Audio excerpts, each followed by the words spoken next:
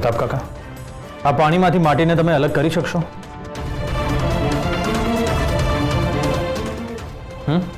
કોઈ કરી શકશે? નહીં ને? તો પછી કાકા, આ કમિટીથી, આ લોકોથી, આ જમીનથી હું મારી જાતને કેવી રીતે અલગ કરી શકું? હું આ લોકોથી અલગ નથી. નીતિન અને આ બધા લોકો જો માટી છે ને,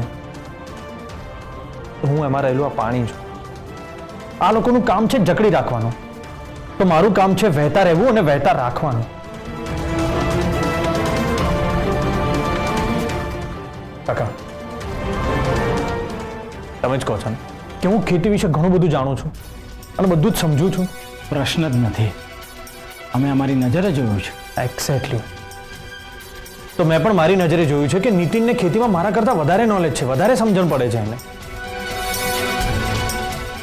ચૂંટણીમાં ઊભા રહેવાનું મને નીતિને કહ્યું હતું અને ત્યારથી લઈને ઇલેક્શન પત્યું ત્યાં સુધીની બધી જ જવાબદારી નીતિને બહુ જ સારી રીતે પૂરી પાડી છે. અને જે લોકોને આજે એની જાતિથી પ્રોબ્લેમ છે ને, એ બધા જ લોકોએ નીતિનના ખભા સાથે ખભા મેળવીને કામ કર્યું છે ને.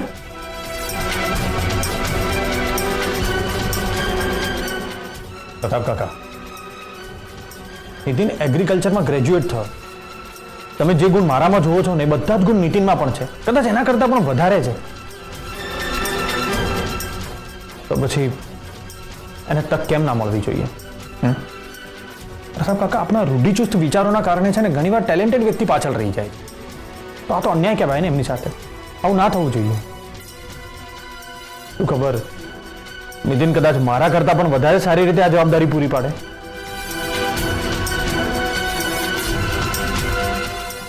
અને બધું છોડો, મને એમ કહો કે કદાચ હું નીતિનની જાતિનો હોત તો?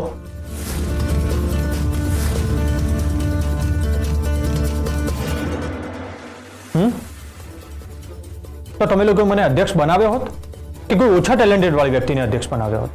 હર્ષવર્ધનસિંહ, તમે ક્યારેય ખોટી વ્યક્તિ માટે અમારી સામે આટલી બધી દલીલ નહીં કરો.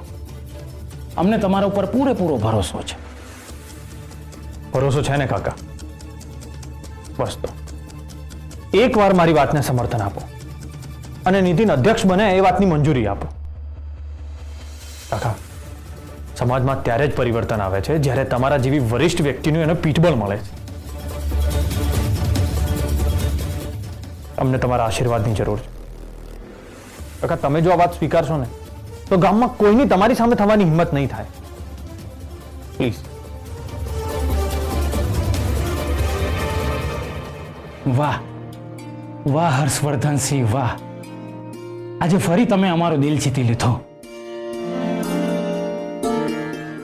અમે તમારા નિર્ણયને સપોર્ટ કરીશું.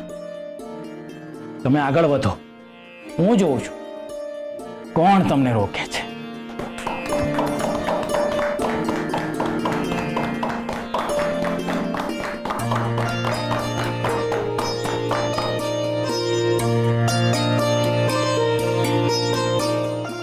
Thank you.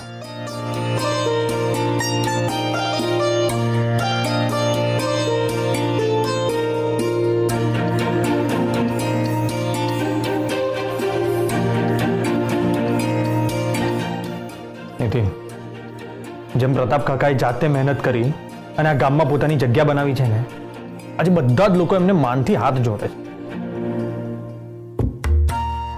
એવી જ રીતે તું પણ તારી જગ્યા બનાવીશ. અને આજથી એની શરૂઆત થઈ ગઈ છે.